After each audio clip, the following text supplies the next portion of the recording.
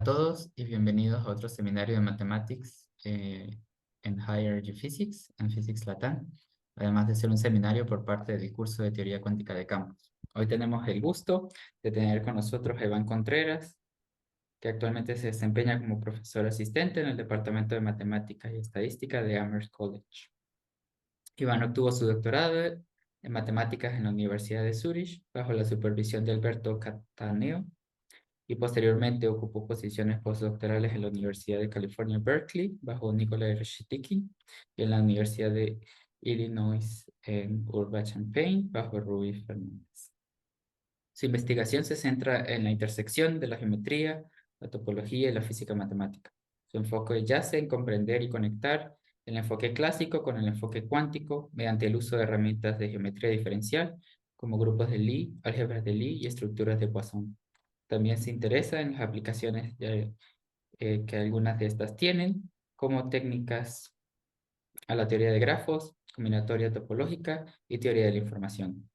Hoy es la primera parte de esta charla que trata sobre teorías cuánticas de campos axiomáticas, y la siguiente charla, es decir, el próximo viernes, trata del formalismo de Batalin-Kovinsky y el formalismo de Batalin-Franke-Belz-Kovinsky. Espero que disfruten la charla y ahora las dejo con Iván. Adelante, Iván.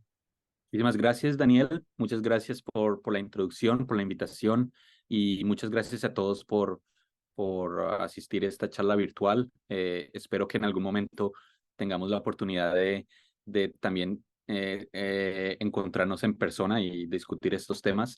Eh, También quería comentar que la charla está preparada para no para durar 2 horas. 2 horas es como el super upper bound, pero más bien lo que sería ideal es que si tienen preguntas, por favor, las escriben en el chat para hacer la charla más dinámica, o si quieren, no sé si está el sistema de raise the hand, o si ya o hace la pregunta y yo la puedo escuchar.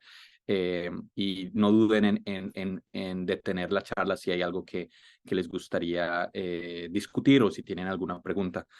Eh, sí, como dijo Daniel, mi área de interés, de investigaciones, es conexiones entre física, matemática y en particular teoría clásica de campos y teoría cuántica de campos, pero mi enfoque desde mis estudios doctorales es entender la parte axiomática. Entonces, eso es lo que voy a hablar hoy. Eh, Aquí estos dibujos no solamente es porque se ven chéveres, pero estos dibujos van a aparecer más tarde en la charla. Estos son axiomas que determinan cierto tipo de teorías topológicas cuánticas de campos. En particular, lo que vemos es un axioma de una estructura algebraica que se llama álgebra de Frobenius. Y esto va a aparecer más tarde en la charla, pero solamente decidí eh, poner este dibujo al comienzo para como que eh, nos inspiremos en el tipo de objetos que aparecen en esta axiomatización. Uh, ok, entonces, bueno, para empezar es mejor saber qué es lo que vamos a hacer, que nos va a ocupar la charla. La charla, la idea es tener dos partes. Entonces, la primera parte nos vamos a enfocar en varios aspectos. Entonces, el primero es, vamos a formalizar matemáticamente, es uno de los modelos, una de las propuestas, desde el punto de vista matemático, ¿qué sería una teoría cuántica de campos? Entonces, ¿a qué nos referimos con eso? Bueno, teorías cuánticas de campos han existido desde hace mucho tiempo en física, inspirado desde mecánica cuántica, la ecuación de Schrödinger, la versión de Feynman usando integrales de camino. Pero una pregunta que se desarrolló en tiempos recientes, desde los 80s, es, ¿será que le podemos describir las teorías cuánticas de campos usando axiomas? Entonces es como un matemático prototípico. El matemático prototípico va a escoger un objeto y busca cuáles son las propiedades que lo definen. y también el matemático prototípico también podría preguntarse, bueno, ¿cuántos objetos hay? Podemos clasificarlos. Entonces, esto fue desarrollado por Atiyah y Siegel. Entonces, el objetivo de la charla, la primera parte, es describir esa axiomatización. No es la única axiomatización, pero pues decidí que sería una buena idea para describir lo que va a pasar en la charla de la siguiente semana, describir los axiomas de Atiyah y Siegel, que lo que nos van a decir nos van a ayudar para describir teorías topológicas. Esa es la T. La primera T es el tipo de teoría. Entonces vamos a describir teorías topológicas, que son un tipo específico. Y el eslogan de esa axiomatización es: hay un objeto que aparece muy usual en mecánica cuántica, en teoría cuántica de campos, que se llama la función de partición, que es básicamente cómo el sistema evoluciona. Si hay una variable de tiempo, pues es tiempo, pero también se puede pensar cómo el sistema evoluciona en espacio-tiempo. Puede haber también variables espaciales y temporales. Entonces, la idea de Atiyah Siegel era como cómo podemos definir la función de partición matemáticamente, y vamos a usar el lenguaje de teoría de categorías para describirlo, y vamos a entender cómo desde el punto de vista axiomático podemos describir propiedades de la función de partición.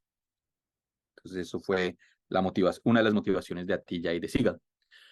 Y luego vamos a tener un pequeño break. En el break propuse unas preguntas, tal vez que nos ayuden como a pensar algunas inquietudes sobre la axiomatización. Yo no estoy absolutamente seguro cuál es el background de cada uno de ustedes, pero no importa si no han visto las fundaciones de teoría de categorías. Vamos a hacer como lo que necesitamos, las herramientas mínimas, y si no son tampoco expertos o expertas en teoría cuántica de campos desde el punto de vista física, también no hay problema. Lo que voy a intentar en esta charla es hacerlo lo más autocontenido que se pueda, pero también apuntar a ciertas direcciones de interés. Y después del break nos vamos a enfocar a ejemplos, que creo que es una buena idea después de entender la axiomatización, que puede ser un poco abstracta. Vamos a estudiar ejemplos que tal vez para ustedes van a ser ejemplos familiares. Uno es mecánica cuántica, que es un ejemplo de una teoría cuántica de campos en dimensión 1, pero no es topológica en el sentido estricto. Entonces hay una versión topológica de mecánica cuántica. Entonces vamos a estudiar ese ejemplo. El segundo es un ejemplo que le he dedicado los últimos par de años en entender la relación entre teorías topológicas cuánticas de campos en dimensión 2 y cómo se pueden clasificar. Entonces hay un teorema estándar. De hecho, una de las fuentes iniciales es el trabajo de Dijkgraaf, que tal vez algunos de ustedes lo han visto en el trabajo de Dijkgraaf-Witten. Dijkgraaf, en su tesis doctoral, propuso una clasificación de teorías topológicas cuánticas de campo en dimensión 2, y eso es lo que voy a describir en la segunda parte de la charla hoy.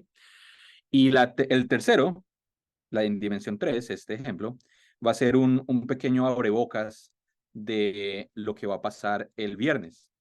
El viernes vamos a hablar de un tipo de teorías que se llama, como lo dijo Daniel, las teorías de Batalin-Vilkovitsky y Batalin-Fradkin-Vilkovitsky, que es un formalismo. Entonces vamos a estudiar ese formalismo, la versión general. Pero el ejemplo canónico, un ejemplo que se usa bastante, son las teorías de Chern-Simons. Y la próxima semana también voy a hablar de otro ejemplo, que es de hecho uno de los ejemplos principales de mi tesis de doctorado. Se llama el Poisson Sigma Model. Entonces, ese es el plan. El plan es, no vamos a hablar de Poisson Sigma Model hoy, pero posiblemente, y esperemos la próxima semana, pero vamos a crear como las bases. Y como les digo, pues eso se usa bastante porque hay investigación activa en teorías BB y BFB, que es lo que he trabajado últimamente y también en mi tesis. Teorías topológicas de campo extendidas. Ese es el trabajo de muchas personas, pero incluido el trabajo de Jacob Lurie, eh, Chris Schomer-Priest, y también físicos están interesados en saber cómo se puede extender estas teorías. Entonces vamos a hablar un poquito de qué significa extender una teoría de QFT. Y este trabajo también está relacionado con algo que se llama álgebra de factorización, que es el formalismo de Costello y William. Ese es el plan. No sé si hay preguntas. Quiero pausar un momento y a ver si hay algunas preguntas sobre el plan de lo que va a pasar hoy y lo que va a pasar el viernes, el próximo viernes. Ok, quiero mencionar que pueden levantar la mano y entonces les quito el mute para que puedan preguntar si tienen preguntas. Y Iván, me gustaría si pudiera quizás poner la pantalla un poquito más cerca y no completa porque se ve muy pequeño. Claro, no, con gusto, sí, qué pena. ¿Así? Sí, así, perfecto. Si Ok, hay preguntas. perfecto. Y no sé si hay preguntas. Sí, Sí, Miguel, sí. adelante. ¿Qué tal, profe? ¿Qué tal, Hola, hola Miguel. profesores? Pues una pregunta así como muy general. Ujú, ¿Por qué, digamos, nosotros hemos tenido estas clases de QFT, pero me ujú. gustaría que nos diera algunos comentarios de por qué la importancia de construir teorías topológicas, Ok, añadirle sí, este componente? O sea, claro. ¿cómo lo enmarcaría? O sea, ¿en qué Claro, no, contexto? esa pregunta es genial. Bueno, hay varias direcciones que nos podrían durar como horas para discutir, pero voy a escoger una. Por ejemplo, hay personas que están interesadas por ejemplo, topological insulators, por ejemplo, los estados topológicos de la materia. Es algo que recientemente ha estado en interés desde el punto de vista de física teórica. Y una pregunta usual es, si tienes una teoría, por ejemplo, de insulators, ¿cómo los podemos clasificar? Es decir, si tengo un material que tiene ciertas propiedades, un fenómeno muy interesante es que muchas veces la topología del sistema caracteriza el sistema por completo. Entonces, por ejemplo, la teoría de Chern-Simons ha sido usada recientemente para el estudio de topological insulators. Entonces, una dirección de por qué la gente le interesa es porque, bueno, porque se usa en clasificaciones, en saber cuántos diferentes tipos de insulators tienes. Otra dirección que es la que, por ejemplo, a mí me ha interesado es teorías de cuerdas. Entonces, string theory, si hacemos estas versiones de teorías unificantes, entonces tal vez ustedes han escuchado en los cursos o en las charlas que hay muchas teorías ahí que intentan unificar, bueno, física de partículas con gravedad, con mecánica cuántica. El aspecto topológico de esas teorías aún no se ha descrito satisfactoriamente. Es decir, aún sin incluir aspectos métricos o tensores o otras cantidades que aparecen en teorías cuánticas de campo, la versión topológica aún no se ha entendido totalmente. Entonces, es un área, desde el punto de vista como la respuesta barata es, la teoría topológica es la que requiere menos información geométrica, porque solamente depende del tipo por ejemplo, del tipo de homotopía o de formaciones continuas, pero ese es como el caso base. Si lo entendemos mejor, podemos empezar a añadir otras estructuras. Por ejemplo, podemos añadirle una métrica o podemos hacer una estructura compleja. Entonces, sí, esos son como mis dos como comentarios. No sé si son útiles, Miguel. Ok, gracias. Ok, listo. Si hay otras preguntas, por favor, no duden en interrumpir, en preguntar. Ok, entonces vamos a motivarlo. Entonces, ¿por qué? Y creo que eso se relaciona a la pregunta de Miguel, ¿por qué, por qué axiomatizamos? Entonces, bueno, hablemos un poco de la historia de cómo arrancó esto. Entonces, esto arrancó pues porque en teorías de cuánticas de campos, en QFT usual, ustedes ya han visto, me imagino, algunas partes de esto de cuantización canónica, cuantización usando integral de camino. Un objeto fundamental es lo que se llama la función de partición o, o lo que llamamos la función de evolución, que es, si yo tengo un sistema, y puede empezar un sistema clásico. Muchas veces esta S que arranca en el funcional tiene información de una teoría clásica. Entonces uno puede pensar en cómo cuantizar una teoría clásica.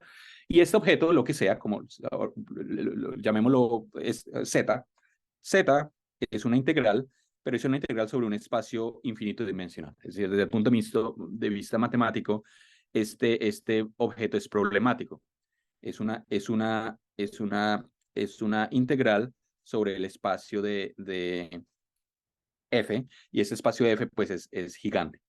Entonces, los matemáticos y los físicos matemáticos empezaron a estudiar este caso de esta función, de ese funcional, pero también la parte interesante es qué pasa cuando hay simetrías. Entonces, hay simetrías locales y eso es lo que se llama teorías gauge. Entonces, uno de los objetivos fue, podemos entender ese objeto cuando tenemos teorías en las cuales hay un grupo gauge de simetrías locales. Y bueno, pues así arrancó esta historia en los 80s. Y obviamente hay varias teorías que se ajustan a este formalismo. Entonces tenemos en QFT, ustedes habrán estudiado o habrán visto algunas versiones de electrodinámica cuántica que arranca desde electromagnetismo, teorías de Maxwell. Tenemos las ecuaciones de Yang-Mills, que también es un preludio a lo que se llama Yang-Mills Theory. Y el modelo estándar, como habíamos dicho, tenemos teorías unificantes. Entonces queremos estudiar interacciones fuertes y queremos también estudiar las interacciones electrodébiles en partículas elementales. Entonces, uno de los objetivos es, bueno, pues esto aparece en todo lado, en teoría cuántica de campos. Y la integral de camino, este objeto que pues para los matemáticos es misterioso porque tal vez ni existe, pero pues aparece naturalmente en otros, pues en física como la función de partición, aparece también en funciones de correlación cuando uno estudia observables en QFT. La manera de estudiar observables es usando una versión estadística de la teoría. Entonces uno piensa, bueno, cuál es el valor esperado del momentum o de la posición o hacer observables cuánticos. Y también algo que se llama el S-Matrix, aparece en todo lado.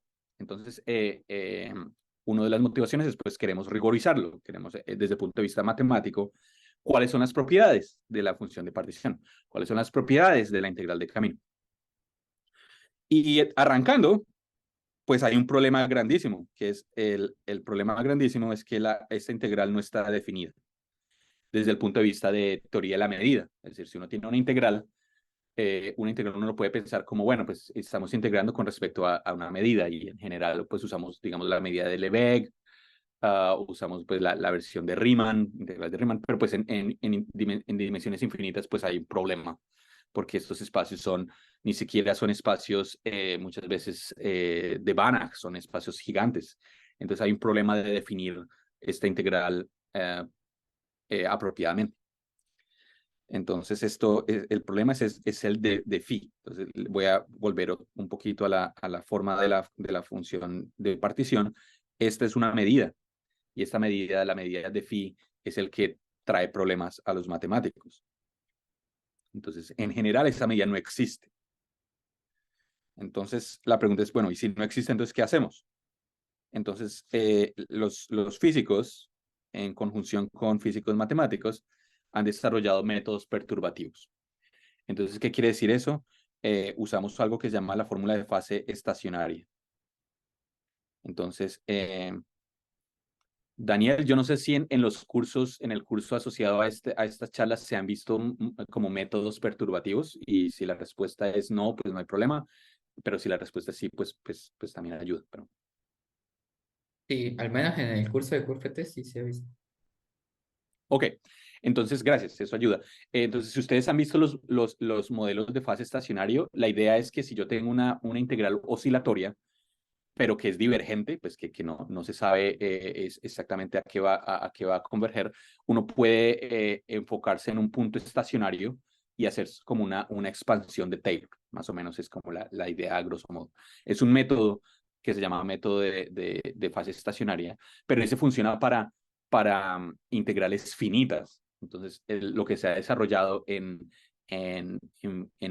física matemática reciente es trasladar este modelo, esta idea de fase estacionaria a dimensiones infinitas.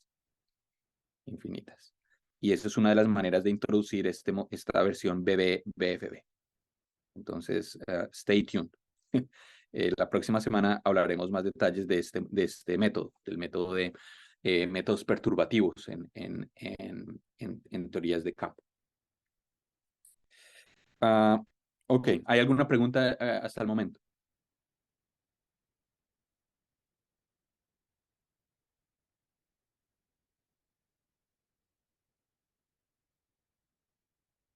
Ok.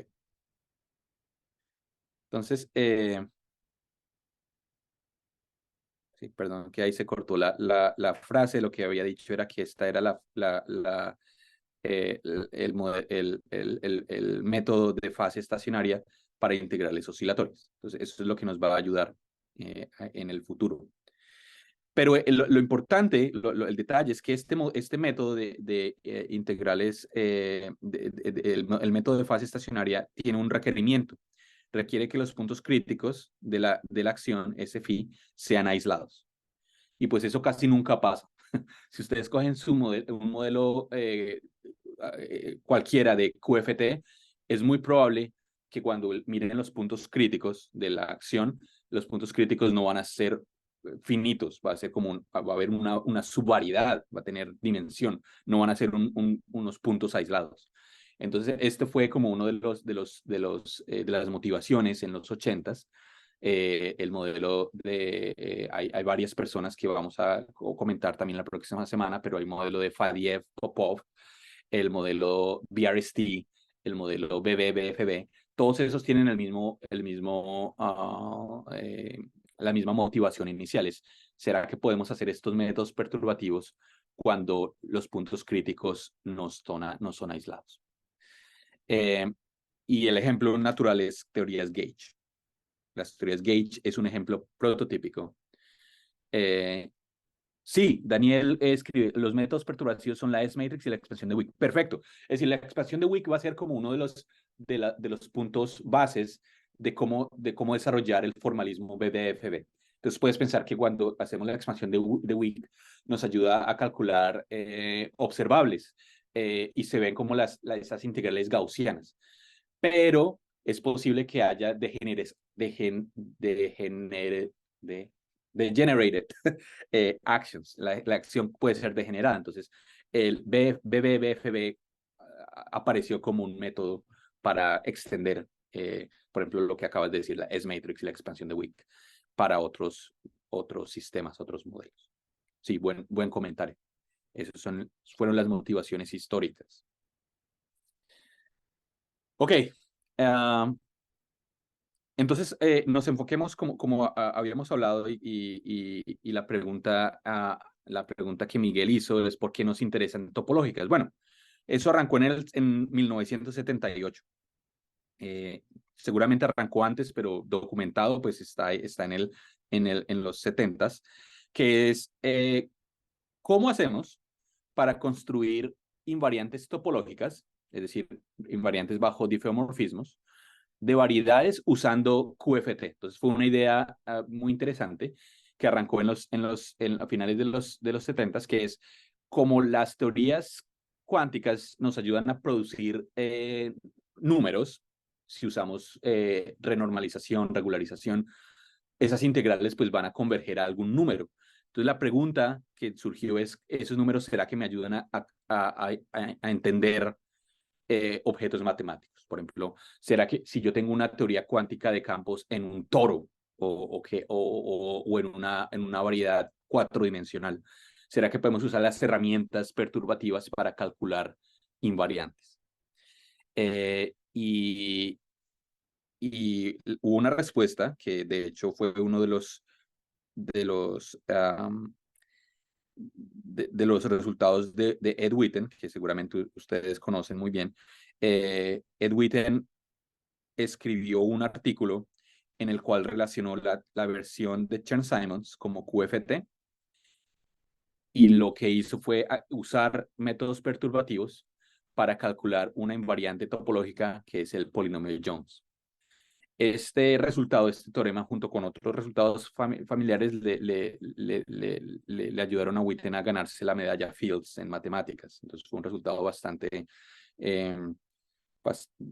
novedoso y produjo una nueva versión para calcular invariantes topológicas. Entonces, y se usa actualmente para el mismo objetivo. Entonces, eso fue en los 80. Y luego, pues bueno, cuando Witten escribió este artículo describiendo la teoría de Chern-Simons como una teoría QFT y calculó esta invariante de Jones, Atiyah y Sigal, usando también como el conocimiento de teorías conformes, CFT, This is Conformal Field Theory.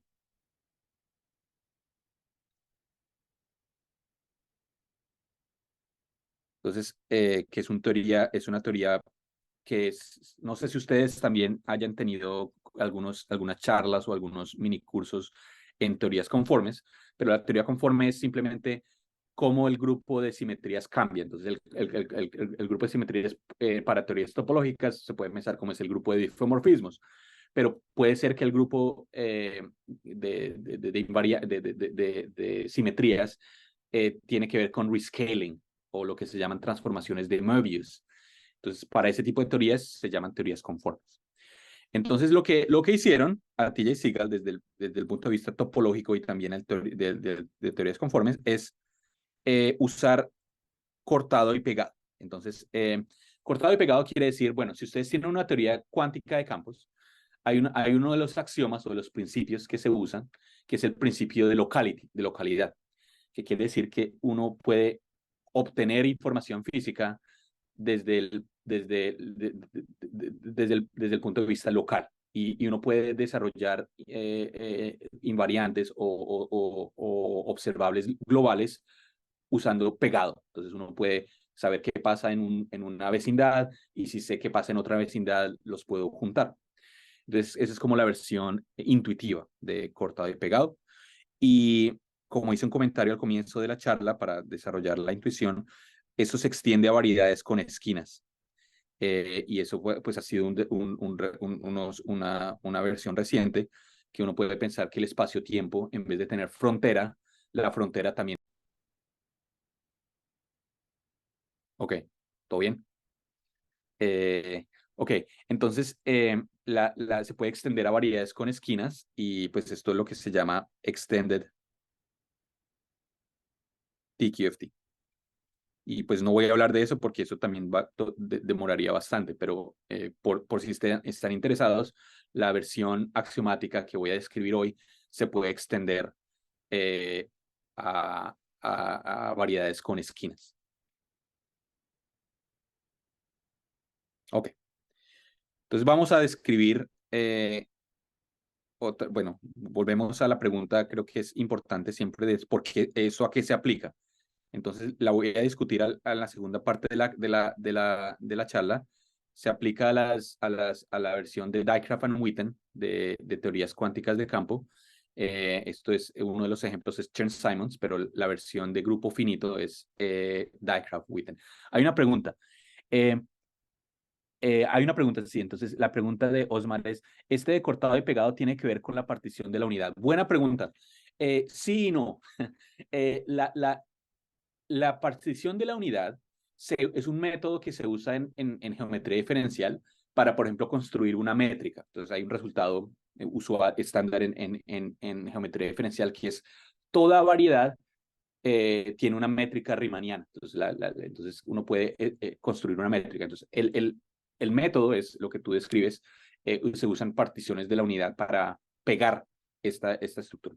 Entonces, en ese sentido, el principio de localidad de física se parece a lo que hace la partición de la unidad, que es que si tienes estas funciones como step functions, las podemos usar para pegar lo que pasa en diferentes.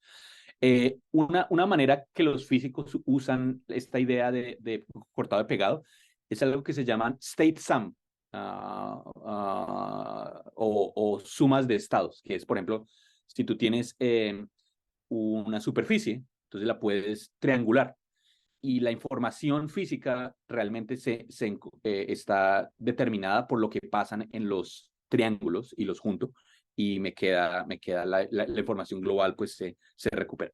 Entonces, en ese sentido están conectadas, es un poco sutil porque yo creo que la versión de cortado y pegado en QFT es mucho más general que la partición de la unidad, pero sí tienen hay como un paralelo, sí. Gracias por el comentario. Sí.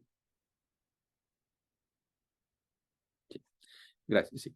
No sé si hay otras preguntas, pero sí.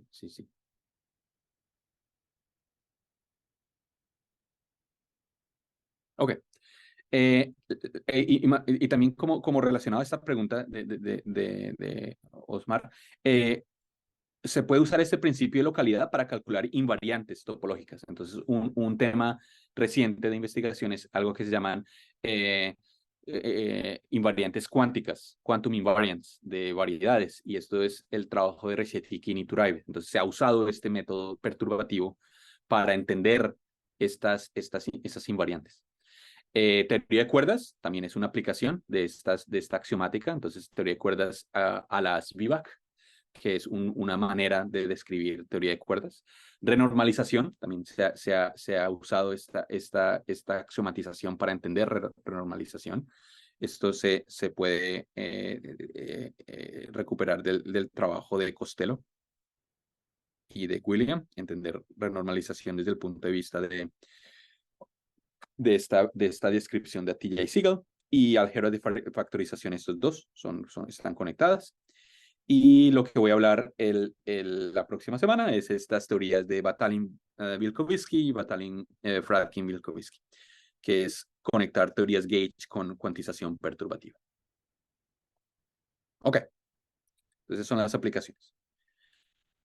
Ahora entonces, si no hay preguntas, pero por favor pregunten si hay alguna inquietud o algún comentario. Arranquemos con la axiomatización. Entonces, ¿cuáles son los axiomas que buscamos en teorías QFT?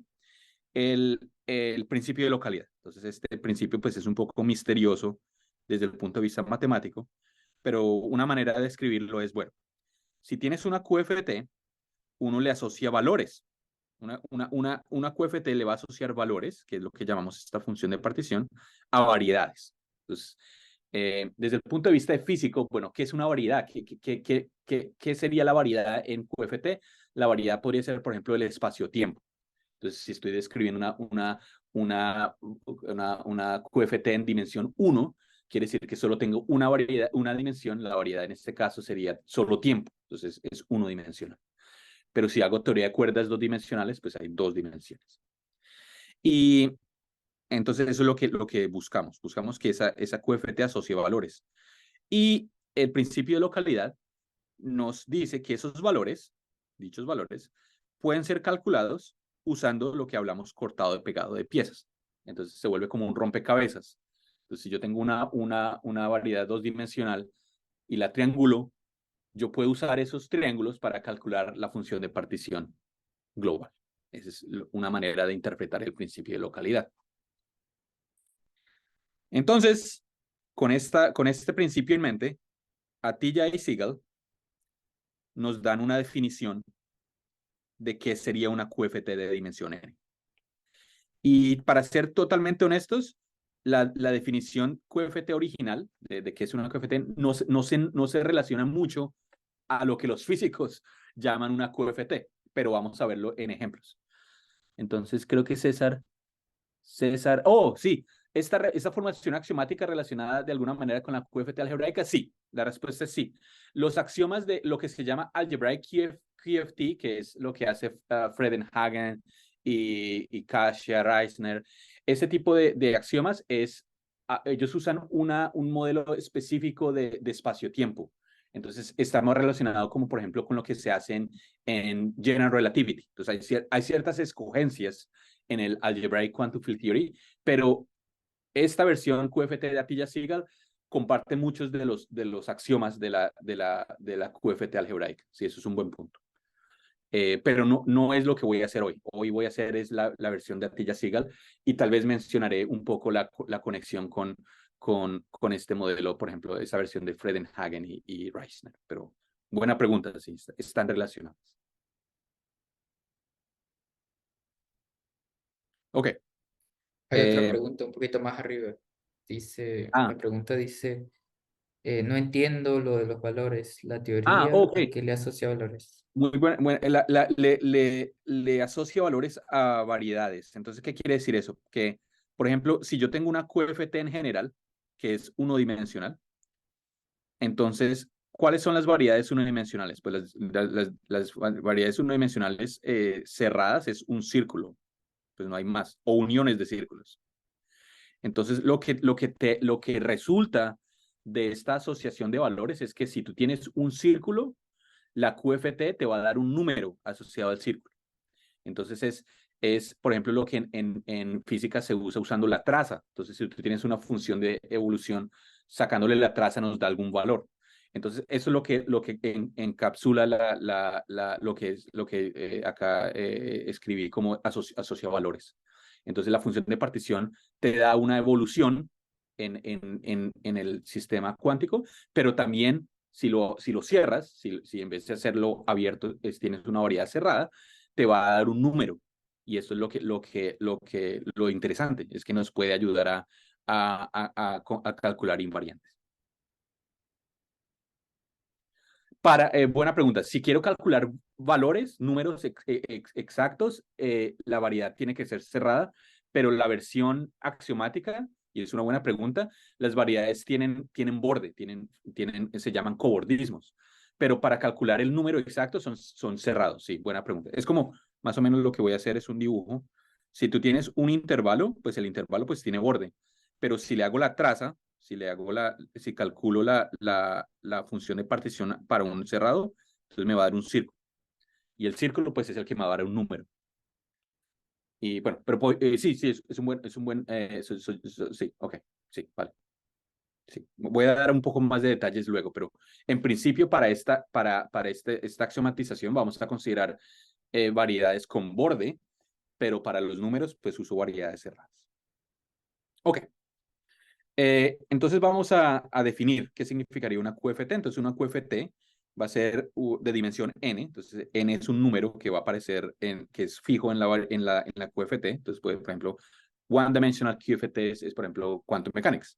Two-dimensional QFT puede ser, por ejemplo, two-dimensional string theory. Three-dimensional QFT puede ser Chern-Simons theory. Entonces es un número que es la dimensión del espacio-tiempo, o en los físicos también lo llaman worldsheet, es un funtor. Entonces, si no han visto la palabra funtor, no hay problema, lo vamos a usarlo en el loose term, lo llamamos asociación. Entonces, vamos a asignar a una categoría que se llama la categoría ENCOV a otra categoría que se llama la categoría VECT. Entonces, ¿qué significa la categoría ENCOV? Y esto pues es relacionado a la pregunta de Jimmy. Son variedades. Los objetos son variedades cerradas, pero los morfismos, es decir, la manera que yo me comunico entre dos objetos, es una variedad con borde. Entonces, ese es el ejemplo prototípico de un cobordismo. Se llama el par de pantalones, the pair of pants. Entonces, the pair of pants se puede entender matemáticamente como un morfismo, un mapa, que va desde esta variedad, la voy a usar en verde, esta variedad que consiste en dos variedades cerradas, dos círculos, a otra variedad cerrada que es otro círculo. pero el morfismo como tal es una variedad con borde, lo que pinté en azul. Y la idea como lo escribí acá, ¿sí? Entonces los objetos son en verde, los morfismos son en azul. Entonces el morfismo es una variedad n-dimensional con frontera. Y entonces ese es el lado izquierdo. Entonces NCOV es esta información. Objetos, variedades cerradas. Morfismos, variedades con borde. Y en Vect, que tal vez es una categoría más familiar para todos nosotros, es los objetos son espacios de Hilbert, que es, por ejemplo, pues en mecánica cuántica el espacio de Hilbert es el espacio de estados cuánticos, entonces el espacio de funciones L2 integrable functions. Pero eso es un espacio vectorial. Y los morfismos son transformaciones lineales. Entonces, este espacio, la categoría derecha es mucho más amigable en el sentido de, es más computable, porque son espacios de Hilbert y son transformaciones lineales. ¿Ok? Entonces, esta es la definición de Atiyah y Segal, es una teoría cuántica de campos, o en general, luego vamos a ver por qué se llama topológica, pero es una asignación, es un funtor de una categoría a otra categoría, pero queremos que haya ciertas propiedades de esta asociación o este funtor. Ok. Entonces, pero antes de estudiar cuáles son las propiedades, voy a devolverme un poco a la pregunta de Jimmy sobre qué tipo de variedades usamos. Pues acá vemos un objeto, que es un círculo, otro objeto, y lo que va a ser la función de partición, que ahora es, pues, los físicos saben qué significa, los matemáticos lo piensan en términos de, oh, quiero irme desde este objeto a este objeto. Entonces la función de partición me va a ayudar a hacer una evolución de lo que llamamos sigma in a sigma out. ¿Ok? Si ustedes tienen más como orientación de física cuántica, la función de partición en física cuántica es, por ejemplo, este es el estado inicial, ese es el estado final, y la función de partición es la evolución temporal entre los dos. Entonces, si tengo el espacio de estados iniciales, el estado de estados finales, la función de partición me conecta in and out. Y pues eso fue una generalización muy interesante. Los matemáticos la apreciaron bastante y los físicos también.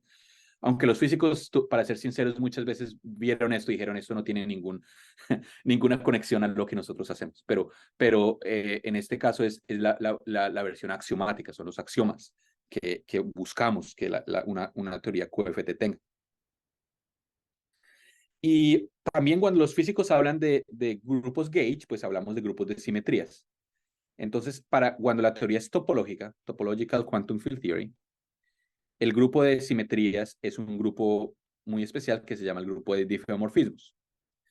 En el break, que no sé cuándo hacemos un break, pero tal vez hagamos un break en unos 5 minutos o en unos 10 minutos, uno de los ejercicios es calcular algo de un grupo de difeomorfismos. Entonces vamos a si están interesados, ahí puse unos ejercicios para que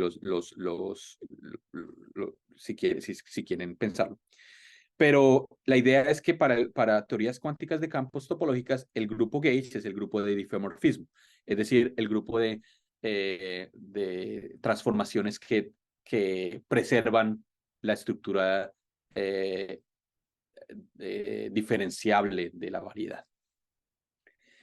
Y pues las transformaciones, lo que le pedimos a la teoría cuántica de campo para que se llame teoría cuántica de campo topológica es que respete este grupo gauge. Es decir, si me voy, recuerden que la teoría gauge, la teoría topológica de campos es un funtor Z que va de NCOV a Vect. Entonces queremos que en el lado derecho, cuando aterrizo en Vect, yo respete lo que pasa en NCOV, que es diff. Entonces los difeomorfismos son objetos que afectan variedades, pero en espacios de Hilbert no hay diffeomorfismos, porque son espacios lineales. Pero lo que le pido a la teoría topológica cuántica de campos es que lo respete, que respete la estructura. Ahora, si ustedes tienen un diffeomorfismo, hay dos tipos de diffeomorfismos, diff plus y diff minus. Entonces ahora, pues a mí me gusta dictar clase, entonces me gusta hacer preguntas a los estudiantes y a las personas que van a la charla. No sé si ustedes se imaginan qué significa diff plus y diff minus. No sé si lo han visto o se les ocurre cuál es la diferencia entre diff plus y diff minus. No sé si alguien quiera escribir en el chat o quiera interrumpir.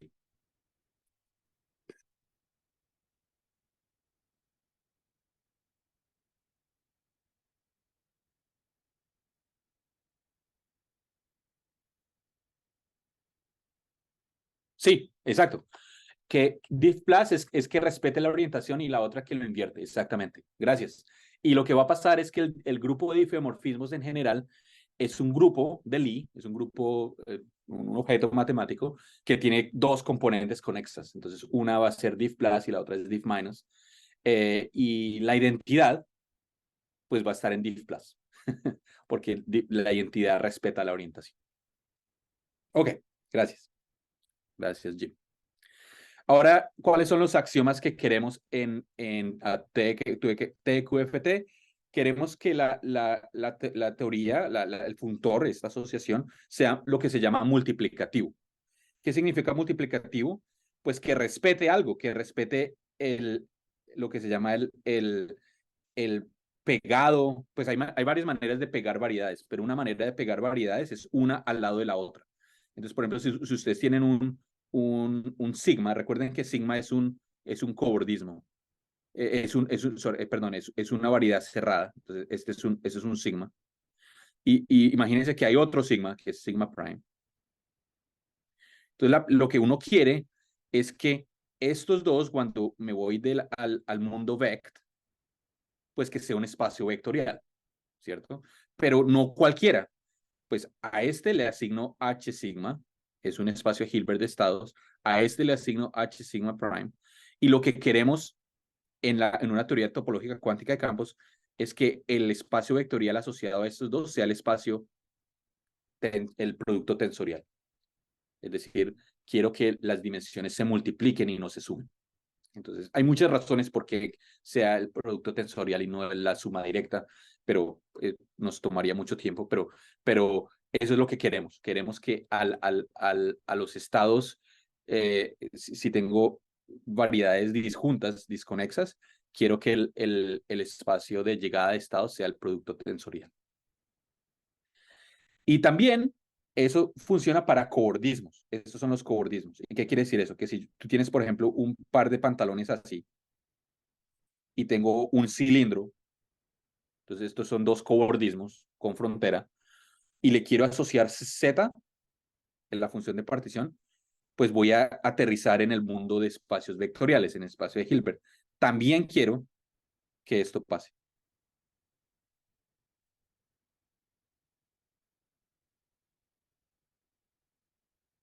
Es decir, quiero que respete el producto tensorial.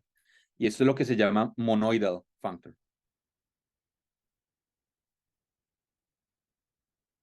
Entonces, un functor monoidal es una propiedad en teoría de categorías que lo que hace es respetar la estructura del producto tensorial.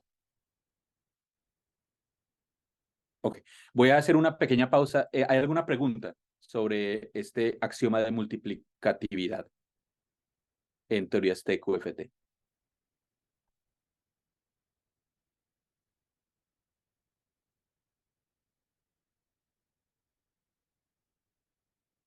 Ok. Si hay preguntas, pues también vamos a hacer un pequeño break en unos minutos, si tienen preguntas. Ahora, un axioma fundamental y lo hemos ya hablado un poquito hace unos minutos, de cortado y pegado. Entonces, una propiedad ideal de la función de partición es que se comporte bien con el pegado de variedades. ¿Qué quiere decir eso? Que si yo tengo esta variedad con frontera, con bordes, y tengo esta otra variedad con bordes, las puedo juntar y me queda otra nueva variedad con bordes, ¿cierto? Que es esto. Entonces esto se llama cortado y pegado. Entonces a esta variedad de abajo la puedo cortar en este sector y me va a dar la de arriba. Entonces, lo que el axioma de pegado dice es que la QFT debe respetar también este pegado. Quiere decir que si yo quiero saber qué pasa, cómo evolucionar de sigma 1 a sigma 3, puedo hacer un pit stop en sigma 2 y la función de partición nos ayuda a calcular eso. Es decir, la función de partición va a ser sensible a la existencia de sigma 2.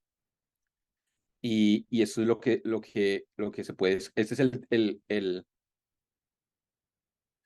la ecuación fundamental del de pegado. No sé si ustedes en mecánica cuántica o cuando estudiaron algunas versiones de QFT desde el punto de vista físico, estudiaron la ecuación de Kolmogorov. Esto es como uno de los sabores de la ecuación de Kolmogorov, que es si yo quiero hacer evolución temporal, puedo parar en un punto medio. Creo que Miguel tiene una pregunta. Creo que Sí, veo una. sí, profe. Sí, Bueno, mire, no estoy muy familiarizado con este tipo de diagramas, pero mi pregunta es, o sea, este sí. principio de corte y pegado, Ajá. o sea, aquí yo miro como diagramas, se podría ver como tridimensionales, pero esto se puede ampliar a n dimensiones. Sí, O sí, sea, sí, no, claro, sí. De hecho, estos dibujos son dibujos, el que dibujé acá son dos dimensionales, son oh, superficies. ok, Entonces, por ejemplo, tengo, este es un toro y le puedo hacer una triangulación al toro y puedo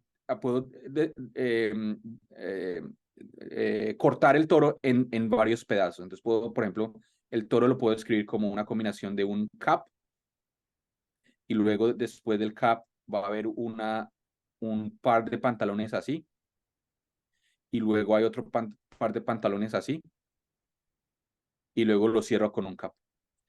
Entonces lo que acabamos de hacer es triangular el toro en 4 pedazos, que son 4 cobordismos.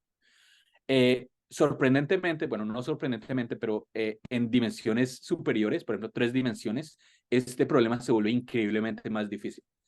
Es decir, hay triangulaciones de 3 variedades, pero son muchísimo más complicadas. Hay algo que se llama handle body decomposition, que es si en dimensiones 3 se puede hacer este tipo de composición en pantalones, pero es mucho más difícil. Y en dimensiones superiores es aún más complejo de intuirlo como geométricamente, pero el juego es el mismo. El juego es que si tienes una variedad 5-dimensional, puedes en principio triangularla en dimensiones más bajas. o sea, el punto es de que se sigue cumpliendo ese principio. Sí, ese es el punto. El Ujú. punto es que el principio de localidad pues, le permite a uno hacer este tipo de state sums, que es si alguien te produce una triangulación de una variedad de dimensión 17, sabiendo los pedazos, se puede recuperar la invariante global. Sí. Perfecto, gracias, profe. Sí, creo que no, con gusto. Hay otra pregunta que es, ¿qué me puede decir sobre variedades sin bordes? ¿Estas pueden aparecer? Sí pueden aparecer, por ejemplo, el toro, es una variedad sin borde, pero esa aparece como, después de componerlo con este y con este. Es decir, tú puedes usar variedades con borde y componerlas para que te dé una variedad sin borde. Entonces, la respuesta es sí, esa aparece, pero aparece después de añadirle ciertos cobordismos para cerrarla. Entonces, si tienes un cobordismo con borde, lo puedes cerrar. Y esa es como la idea de sacarle la traza. Y se usa bastante, sí. Sí. Eh, y hay otra pregunta que es, cuando dices triangulación, ¿tiene que ver con homología? Buena pregunta. En teoría, sí, pero aparece más tarde, cuando hablemos la próxima semana de teorías BBBFB, vamos a ver cómo se usan estos modelos, estos métodos homológicos para hacer triangulaciones. No sé si si están familiarizados con homología, hay un axioma de pegado en homología. No sé si alguien sabe el nombre, ahí ponerlo en el chat ahí de curiosidad. Eh, un, hay, Estos símbolos pueden ser interpretados como excitaciones vacías. Sí, es el vacuum state. Sí, sí, justamente lo vamos a escribir en un momento y creo que va a ser más claro, JL, que se ven excitaciones. Son como los vacuum, el vacuum state. Que se puede interpretar como mediante una traza y se puede saber como cuáles son los estados, como las excitaciones del vacío, sí, sí, sí. La respuesta de la trivia de homología, la versión del gluing axiom de QFT en homología se llama Mayer-Viatoris. Entonces Mayer-Viatoris es un axioma de homología que nos permite pegar homología. Entonces sí está conectado para responder la pregunta de Juan. Ok, vamos a agilizar un poquito los otros axiomas. El axioma de normalización en TQFT, que está relacionado a la pregunta de las excitaciones del vacío, es que si yo le calculo el espacio de Hilbert de estados a la variedad vacía, al empty, nos da el field de coeficientes. En este caso, los espacios de Hilbert son sobre los complejos. Entonces, el espacio de Hilbert de la variedad empty es el espacio de coeficientes. Es decir, es un número. Son los complejos. Y la otra normalización que se usa en TQFTs es que los cilindros les vamos a asociar identidades. Es decir, si yo tengo un cilindro, es decir, un círculo y quiero ir al otro círculo, como la variedad es topológica, realmente no nos interesa qué tan largo es el cilindro. Entonces puede ser un cilindro largo, un cilindro pequeñito. Todos esos cilindros nos van a dar la misma función de partición, que nos dice que en el espacio de Hilbert sigma y en el espacio de Hilbert sigma hay una transformación lineal natural, que es la identidad. Entonces, ese es lo que se llama normalización. Ok. Otro axioma se llama el efecto de difeomorfismos. Entonces, ¿cómo vamos a estudiar los difeomorfismos? Entonces, los difeomorfismos, este es un diagrama conmutativo que algunos de ustedes habrán visto en algunas de los aspectos matemáticos de teorías de campos. Si tienes un espacio de Hilbert sigma in y tengo un espacio de Hilbert sigma out, la función de partición me los conecta. Entonces, ZM es la función de partición que los conecta. Pero tú puedes pensar que uno puede tener un difeomorfismo que va de M a M'. Entonces, tengo imagínense como una M puede tener una simetría interna. Entonces, lo voy a llamar M'. Entonces, este diagrama es el que nos dice cómo la función de partición interactúa con simetrías internas. Entonces, por ejemplo, tienen un círculo, entonces un difeomorfismo en el círculo es, por ejemplo, ¿qué pasa si le cambio la orientación al círculo? O si rescalo el círculo, o si le hago cualquier cosa al círculo. Entonces, este axioma es el que nos dice que cómo la función de partición va a respetar ese difeomorfismo. Ahora, conclusión, y hacemos un pequeño break. Estos axiomas son equivalentes a decir que el TQFT es un funtor simétrico monoidal. Este es el lenguaje moderno de teoría de categorías que nos dice qué significa tener una TQFT. Y para resumir esta historia, pues hice una pequeña tabla. La historia es, bueno, los objetos en la categoría NCOP son variedades n-dimensionales cerradas, por ejemplo, círculos. Los morfismos son los encobordismos, que son estas variedades con borde. Composición, pegado. Por ejemplo, el pegado que hicimos para el toro, que lo descompusimos en pantalones, en caps. Identidad, cilindro. El cilindro es la identidad. El producto monoidal en la categoría NCOP es la unión disjunta. Entonces, si tengo dos sigmas, los pongo uno al lado de la otra. La unidad, que es como la unidad monoidal, es empty, es la variedad vacía. Y ahora si miro a la derecha, miro al mundo lineal, la categoría vect, los objetos son espacios vectoriales sobre C. En el mundo físico, esos son los espacios de estados. espacios de estados del sistema cuántico. Los morfismos, transformaciones lineales, operadores en el mundo, en el lenguaje moderno de cuántica. Composición, pues composición lineal. Identidad, la identidad de espacios vectoriales, de espacios de Hilbert. El producto, producto tensorial de estados. La unidad, los números complejos. Entonces, esa es la traducción que la axiomática de QFT nos permite hacer en el mundo topológico.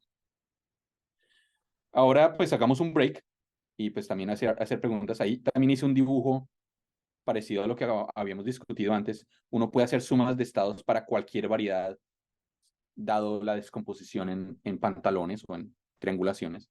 Y pues uno la puede separar en pedacitos. Y el cálculo de esta suma de estados nos va a dar un mapa de C a C. Quiere decir que si tú escoges un 1, que es como la base de los números complejos, llamemos esta variedad, ¿cómo la llamamos? Llamémosla sigma. Z de sigma es un número times 1. Entonces, este va a ser una invariante topológica. Y esto fue lo que realmente validó esta axiomatización. Es que a la vez estamos entendiendo física, pero también a la vez estamos haciendo progreso en matemáticas, porque estamos entendiendo la topología de variedades usando TQFT.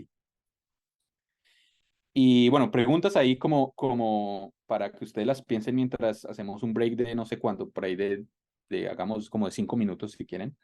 Entonces las preguntas van a ser, ¿qué piensan ustedes que pasa en el caso donde n es igual a 1? Entonces, ¿cuál sería el tipo de TQFTs que ocurren cuando n es 1? Es decir, la dimensión de los coordinos es 1. El otro ejercicio, que es más como de teoría de categorías, es verificar que lo que acabé de explicar en los axiomas es equivalente a que tenemos un funtor monoidal simétrico. Ese es un ejercicio para los que estén interesados en profundizar teoría de categorías. Pregunta, ¿qué significa Z de un toro? ¿Qué significa en el punto de vista físico y en el punto de vista matemático? La otra pregunta que hay para por si la quieren pensar ahorita o luego, cuando quieran, ¿cuáles son ejemplos de acciones clásicas que ustedes han encontrado en sus estudios que son no degeneradas? Es decir, cuando le calculo la derivada o pues la variación, me da que la acción es no degenerada.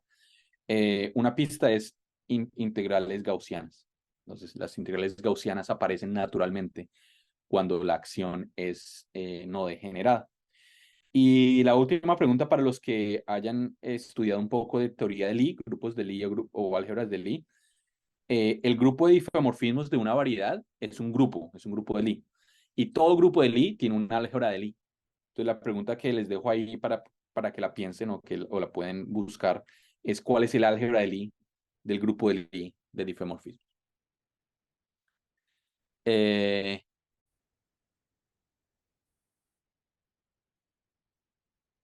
Ok.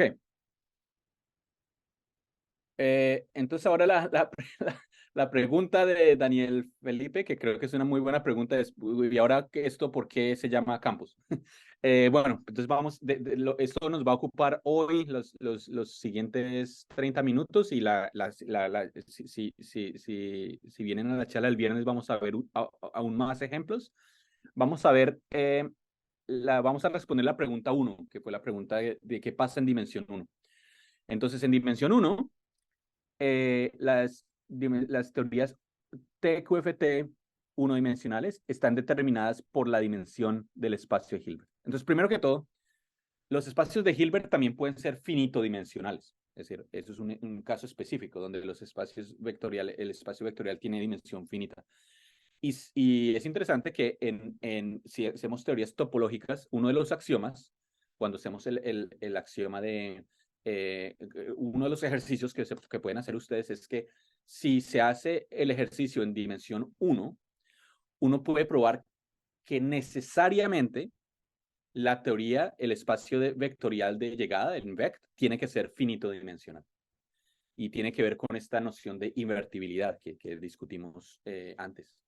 Entonces, sí, el hecho que haya esta noción de invertibilidad nos obliga a que los espacios vectoriales tienen que ser finito-dimensionales. Entonces, este ejemplo, pues, realmente no es muy físico, porque en física el espacio de campos generalmente y casi siempre es un espacio infinito-dimensional. Pero es un buen modelo para empezar. Es un modelo que los matemáticos y los físicos interesados en axiometrización lo llaman mecánica cuántica topológica.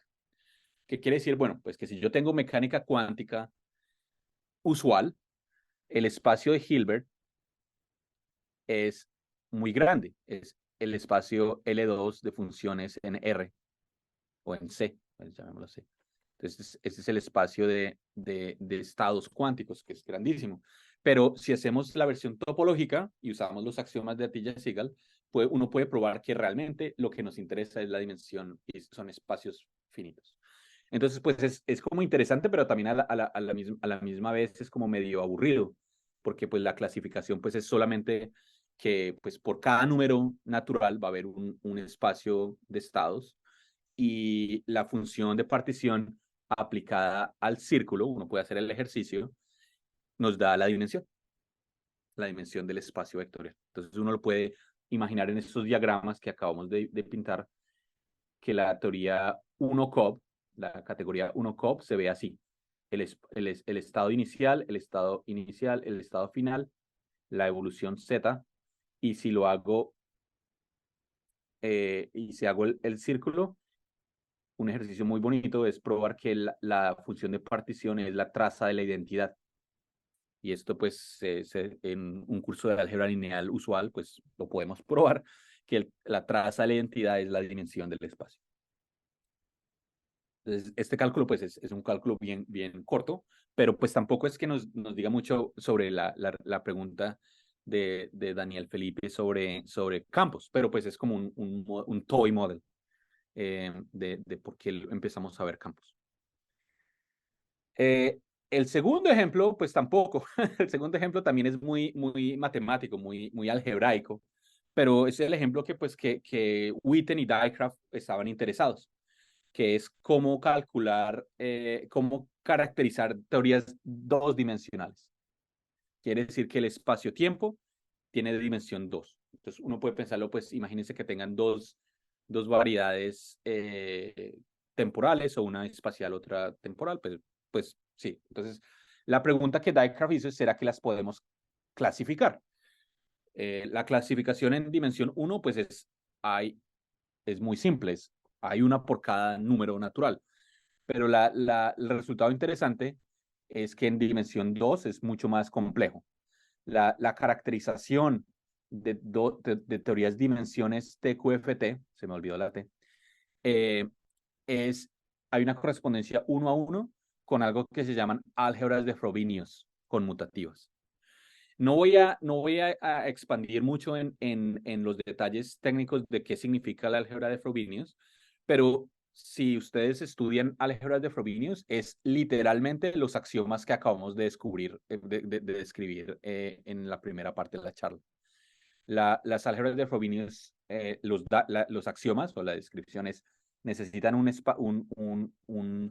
espacio vectorial, tiene que haber una unidad, tiene una unit, tiene una multiplicación, como el tensor, la multiplicación tensorial que vimos en COB, y tiene algo que se llama counidad, counit. Y estos diagramas, pues, no es coincidencia que se ven muy parecidos a los pairs of pants and the caps que hicimos para la dimensión 2. Y los axiomas de una álgebra de Frobenius es unitality, unitalidad, asociatividad y no degeneración. Entonces, no es coincidencia, es lo que Dijkgraaf probó, que si ustedes quieren clasificar teorías topológicas de campo cuánticas en dimensión 2, pues es equivalente a estudiar estructuras en vect que tienen estas operaciones. Y Y lo bonito es que pues esto como que cuadra con los diagramas, estos diagramas de superficies. Este es el axioma U, que es unitario, que si ustedes tienen, ustedes pueden pensar que el CAP es como la unidad en un grupo. Entonces, si yo multiplico en un grupo por la unidad, pues me da el mismo elemento. Esa es la unidad. Este es el axioma de asociatividad, que si yo tengo A, B y C, no me importa dónde pongo los paréntesis. Entonces, este es el axioma de asociatividad. Este tiene un nombre curioso, la gente que estudia álgebra de Frobenius lo llama el axioma de la serpiente, de Snake Axiom, que es simplemente pues que si tú tienes una superficie con bordes que se ve así, pues como que le puedo poner el cap here y el cap here y lo puedo como hacerle como el mirror, que es igual, porque es simétrico. I'm using here, estoy usando acá simetría. Y pues quiere decir, pues como es topológico, puedo extenderlo, puedo moverlo. Esto es exactamente la identidad. Entonces, esto es lo que los matemáticos llaman non-degenerate. Esto es no degenerado. Y esto en física es lo que permite la existencia de la traza. Existencia de traza. Y que la traza se llama no degenerada. Entonces, esto simplemente era para traer un ejemplo matemático que cumple los axiomas de Atiyah y Siga. Y si lo vemos en la misma tabla que habíamos usado para teorías TQFT, pues está exactamente igual para álgebras de Frobenius. Entonces, si tenemos una función de partición Z, si se la aplico a los pantalones, me va a dar la multiplicación en el álgebra de Frobenius. Esta se llama álgebra de Frobenius. Y un álgebra de Frobenius, pues, para que se llame álgebra, tiene que tener un producto. Entonces, el pantalón es producto. Cap, el cap, que es el que cierra los pantalones, como las medias de los pantalones o los zapatos, va a ser la unidad. La media invertida, los calcetines invertidos acá, la que cierra aquí, por ejemplo, si lo quiero cerrar este coordinadismo aquí, este va a ser la counidad. Este diagrama es el que los matemáticos lo llaman el pairing o emparejamiento del álgebra de Frobenius. Y el pantalones invertidos, si lo invierto, es lo que se llama comultiplicación. Y eso fue pues interesante porque los físicos terminaban haciendo lo que faltaba cuando la gente estaba estudiando teorías cuánticas de campos a la Feynman, por ejemplo, era que no había axiomas, como que eran cálculos que se veían y que funcionaban y puedo calcular funciones de correlación, puedo calcular observables, pero la pregunta es, ¿cuáles son los axiomas algebraicos que esto está satisfaciendo? Entonces fue interesante que hay objetos matemáticos como el álgebra de Frobenius que satisfacen exactamente los mismos axiomas de las teorías de TQFT.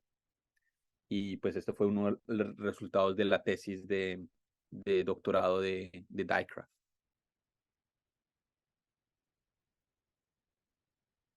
Y ahora, este es el ejemplo que quería comentar. Todavía aún no he respondido a la pregunta de Daniel Felipe, ¿dónde están los campos? Pero stay tuned. Este es otro ejemplo que es un modelo discreto. Entonces, se llama la teoría de Dijkgraaf-Witten. Entonces, ¿qué pasa en la teoría de Dijkgraaf-Witten? La información está dada por un grupo finito. Es un grupo de gauge discreto. Entonces, imagínense un grupo gauge, por ejemplo,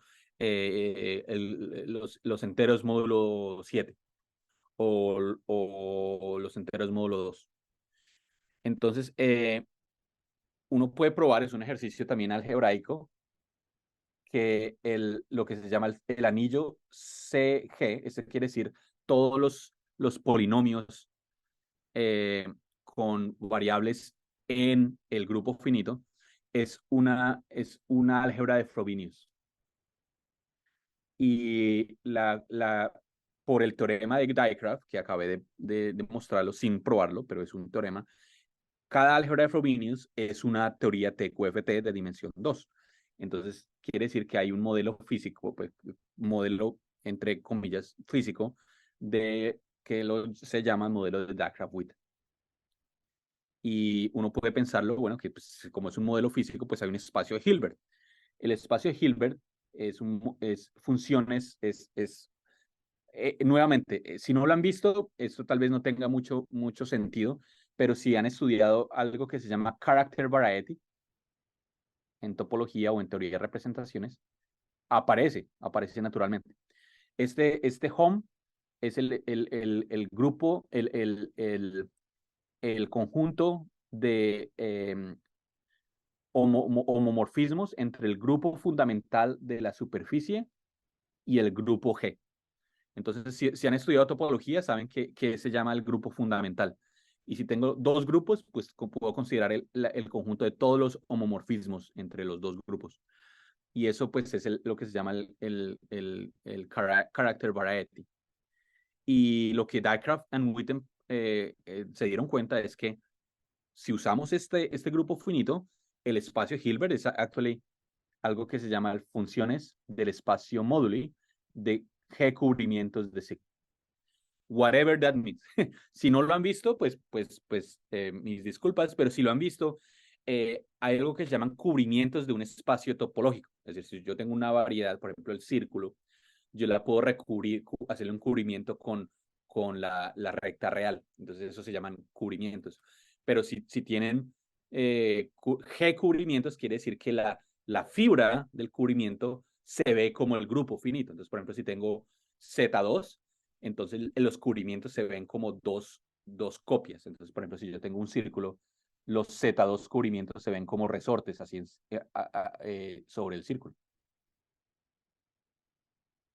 Entonces, lo que Witten y Dijkgraaf hicieron fue algo pues muy ingenioso, que es usaron técnicas de QFT para construir espacios de Hilbert pues sumamente matemáticos. Este objeto es un objeto muy matemático, es el espacio de funciones en un espacio de cubrimientos. Y lo que ellos probaron, y fue un resultado muy bonito, y pues ahí están las referencias que las voy a compartir al final de la charla. La función de partición de esta teoría de Dijkgraaf-Witten le calcula el volumen a ese espacio módulo. Esos espacios módulo, si los estudian desde el punto de vista matemático, son unos espacios muy bonitos, pero también tienen muchas singularidades. Esos espacios muchas veces no son compactos, son gigantes o tienen singularidades muy complejas. Pero lo que probó Dijkgraaf y Witten es que si hacemos esto, de hecho podemos calcularlo explícitamente el volumen. Son espacios compactos muy bonitos. Y también está relacionado con teoría de representaciones. Y pues no voy a ahondar mucho en eso, pero si alguien tiene preguntas al final o quiere contactarme, podemos hablar un poco más de cómo el cortado y pegado se usa en teorías de Dijkgraaf-Witten. Pero creo que estoy más interesado en responderle la pregunta a Daniel Felipe, bueno, pero entonces JL dice, ¿qué significa la exponencial de arriba en la definición de character variety? Perdón, creo que fui muy rápido. Este exponente, sí, muy buena pregunta. Este quiere decir que son G invariant, es decir, quiere decir que, sí, creo que no sé si esta pregunta la puedo hacer muy rápida, pero cuando tienes un grupo G, G actúa en G. Hay algo que se llaman group actions. Entonces, si tú tienes un grupo G, G actúa en G. Y lo que podemos hacer es, en este espacio de funciones, nos interesan no todas las funciones, pero las funciones que son G invariant, es decir, las funciones que respetan esa acción. Es decir, sí, es un detalle como un poco técnico. El exponente G ahí significa funciones que respetan G. Si no es que nos da un espacio muy grande, pero sí, buena pregunta. El exponencial ahí significa invariante. Ok, y Javier dice, sí, hay una G como un exponente. Sí, eso significa invariante con respecto a G. Bueno, listo, gracias. Y creo que hay otra, creo que no hay más preguntas, pero si hay más preguntas, pues me dice. Pero quería usar el tiempo que me queda para intentar responder esa pregunta. ¿Dónde están los campos? Bueno, pues aquí están. Entonces, vámonos al mundo clásico. En el mundo clásico, las teorías de campos están determinadas, pues una de las informaciones es la dimensión del espacio-tiempo, igual como antes. Pero, ¿qué es el espacio de campos? Entonces, el espacio de campos es lo que voy a llamar FM. Es en general, yo no sé cómo traducir realmente, literalmente la palabra eh, bundle, pero creo que gavilla parecía ser la mejor palabra en español para describirla, pero no sé si ustedes tienen otras opciones. Ok, haces fibrados. Fibrado, muy bien. Gracias. Fibrados, muy bien. Creo que gavilla, si no estoy mal, era la versión mexicana de la palabra, pero creo que hay como un debate. Entonces, yo uso fibrado o haces, sí, o gavilla, cualquiera de los dos. Entonces, ejemplos de estos fibrados o de estos haces es, por ejemplo, haces de funciones C infinito. Entonces, por ejemplo, scalar field theory, cuando hacemos teorías escalares. Entonces, los escalares, pues, lo que funcionan como gavillas shift. Sí, sí, sí, eso. Gracias. Sí, es como creo que es la mejor interpretación. Sí, shift. Entonces, el shift o la gavilla de funciones. El otro que hay un ejemplo usual es con. Con pi es conexiones. Haces, por ejemplo, tengo una as principal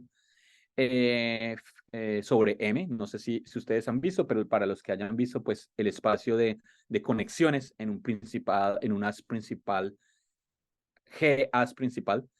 Creo que el Spanglish acá está terrible, pero bundle. Quiero decir principal G bundle. Entonces, G as principal. Entonces, ese es otro ejemplo de los campos que aparecen usualmente en QFT.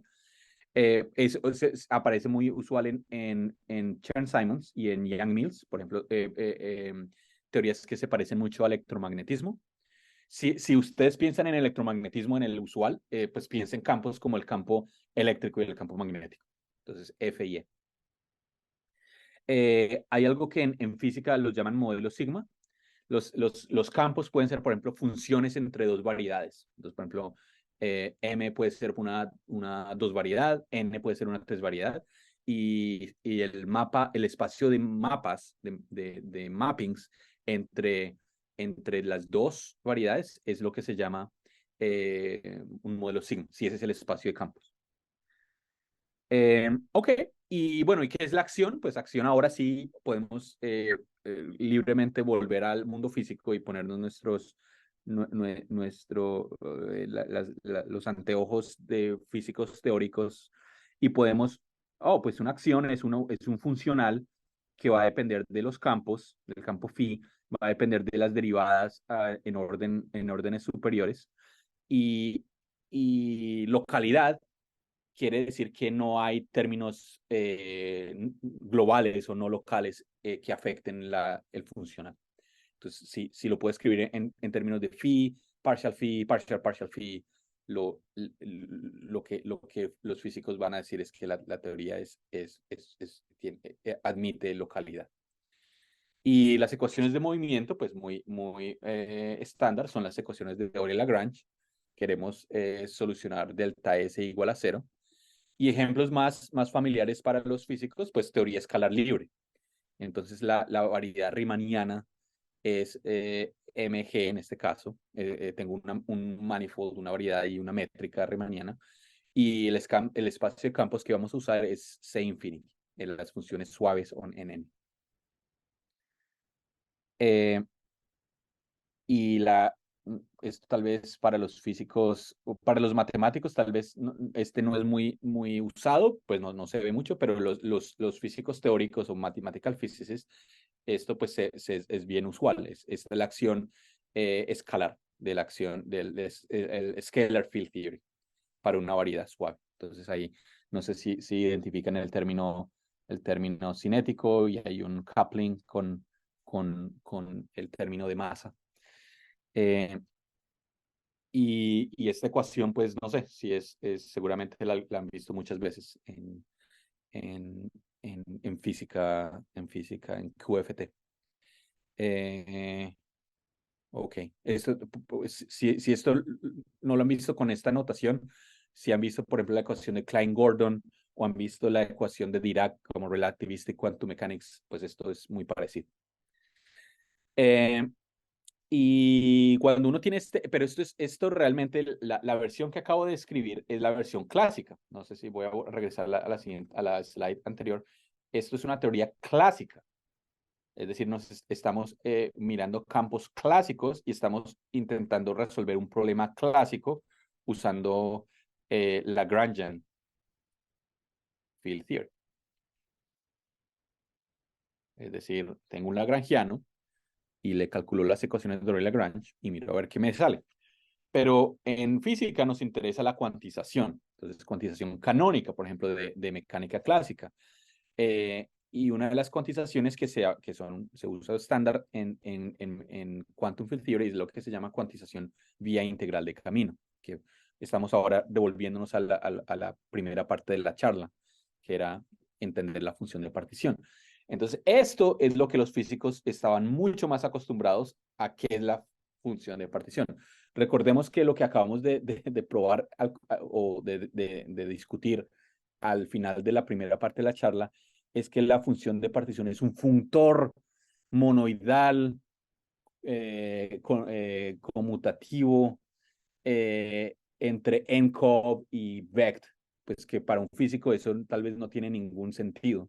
Pero estas dos cosas están relacionadas. Entonces, por un lado tenemos una versión axiomática usando teoría de categorías, pero por otro lado tenemos una construcción explícita de la función de partición. Entonces, la conexión que vamos a explorar el próximo viernes es cómo hacerlo explícito en teorías BBFB. Entonces, el objetivo para la próxima semana es intentar responder la pregunta de Daniel Felipe de por qué, dónde están los estados, cómo podemos usar esta axiomatización usando teoría de categorías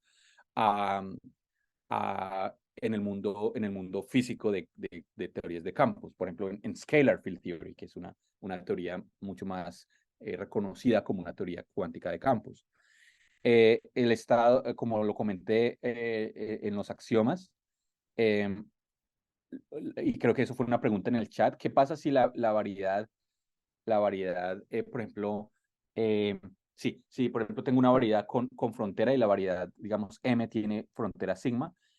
Uno puede escribirlo en términos de integrales de camino. Entonces, ¿qué quiere decir? Que lo que hacemos es algo que tiene que ver,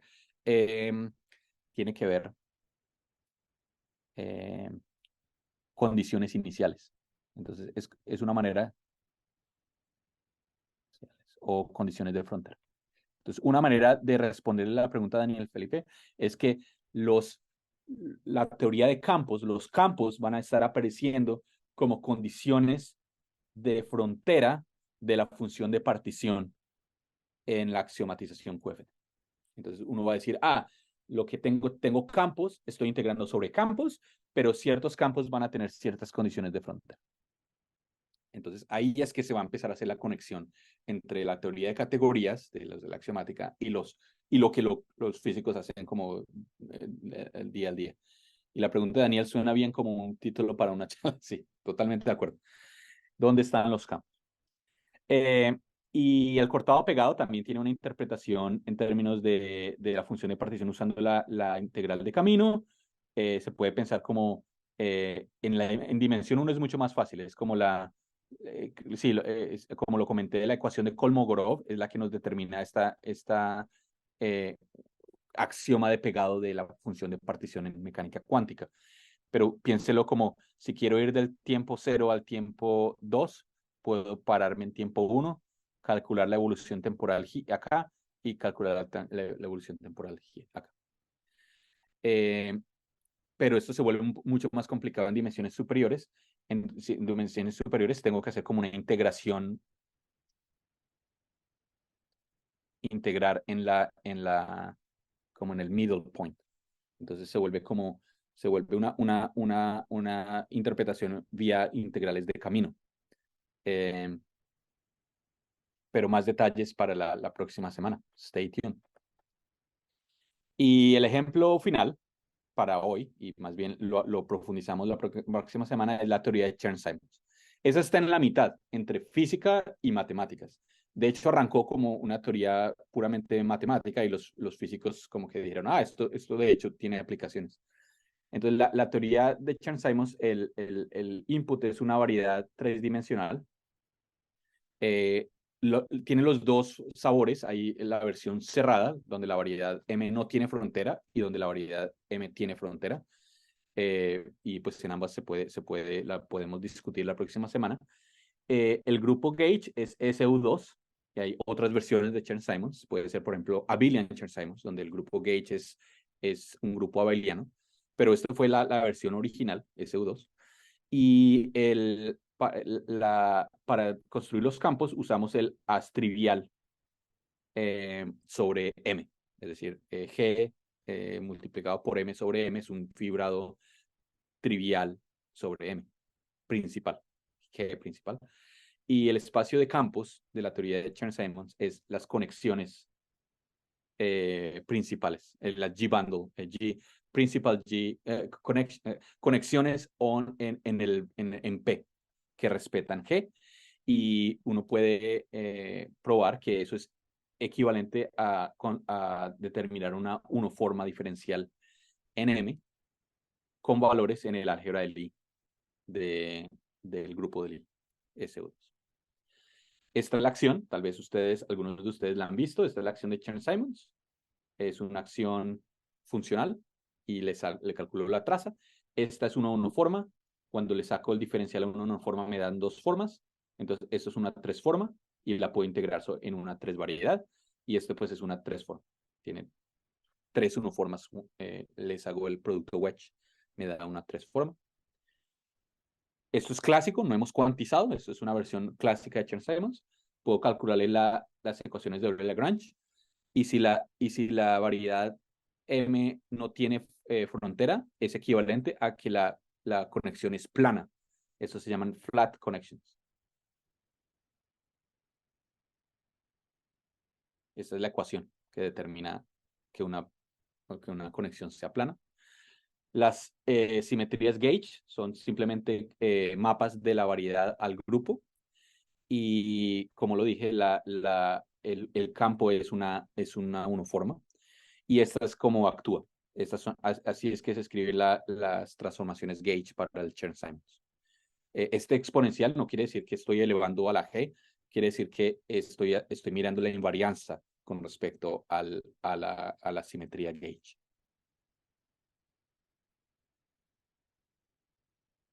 Finalmente, y nuevamente, esto lo estoy haciendo un poco rápido, pero la idea es la próxima semana vamos a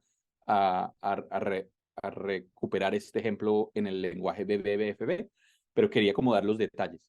Que el grupo gauge es el grupo de maps de la variedad al grupo. Ese grupo gauge actúa en los campos, que son los campos que son las conexiones no necesariamente planas, son conexiones. Hay algo que se llama la tres forma de Cartan. Quiere decir que si yo actúo con el grupo gauge, realmente no es invariante. Hay una diferencia entre la acción de Chern-Simons cuando le actúo con el gauge y si no actúa el gauge. Pero uno puede probar que la diferencia es un entero, es un lema. Esto lo probó Witten y Dijkgraaf en un paper, muy recomendado el paper. Probó que cuando tengo Chern-Simons y actúo con el gauge G, la diferencia es un entero. Y eso pues es genial, porque pues no es tan diferente. Y con frontera pues la cosa se complica, porque con frontera pues tengo conexiones también que tienen que respetar la frontera. Entonces tengo conexiones en la frontera y tengo conexiones en el bulk, en M. Entonces esto se ve como más o menos como así. Imagínense que ahora tengo una conexión, llamémosla A, pero esa conexión también tiene que respetar la frontera, los círculos. Entonces, stay tuned. La descripción más general la vamos a ver la próxima semana. Vamos a empezar con ejemplos y con la descripción del formalismo, pero Chern-Simons se puede ver como una teoría BFB, que es una abreviación de lo que se llama la teoría Batalin-Vilkovitsky, Batalin-Fradkin-Vilkovitsky, la próxima semana el plan es decirles un poco qué se hace con eso, qué significa, para qué sirve, redescubrir Chern-Simons como ejemplo de la teoría de BBFB y ya. Y ese es el plan. Muchas